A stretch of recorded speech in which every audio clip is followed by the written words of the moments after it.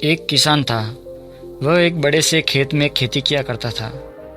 उस खेत के बीचों बीच पत्थर का एक हिस्सा जमीन से ऊपर निकला हुआ था, जिसकी ठोकर खाकर किसान कई बार गिर चुका था और न जाने कितनी ही बार उससे टकराकर खेती के औजार भी टूट चुके थे। रोज की तरह आज भी वो सुबह सुबह खेती करने पहुंचा, पर जो सालों से होता आ रहा था, एक बार फिर वही हुआ। एक बार फिर किसान का हल पत्थर से टकराकर टूट गया।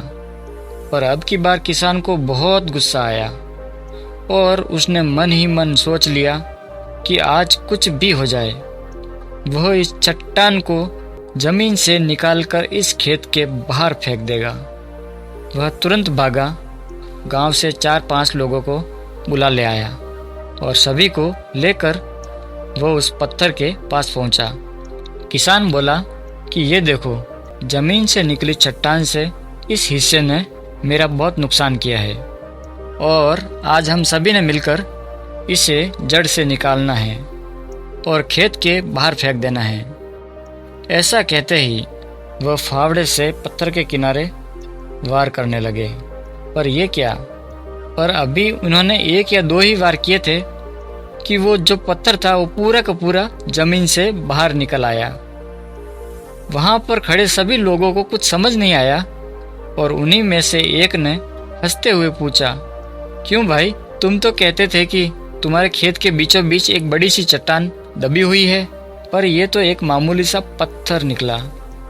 किसान भी बहुत ही आश्चर्य में पड़ गया कि सालों से वो जिसको भारी भरकम पत्थर समझ रहा था, बड़ी सी चट्टान समझ रहा था, दरअसल में वो छोटा सा एक पत्थर निकला। उसे बहुत पछतावा हुआ कि काश पहले ही उसने उस पत्थर को निकालने का प्रयास किया होता, तो ना तो उसे इतना नुकसान होता और ना ही दोस्तों के बीच उसका मजाक उड़ाया जाता।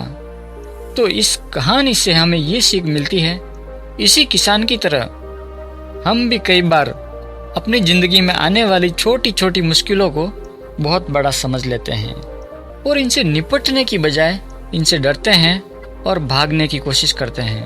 पर जरूरत तो यहाँ पर यह है, बिना समय गंवाए हमें इस मुसीबत से लड़ना चाहिए।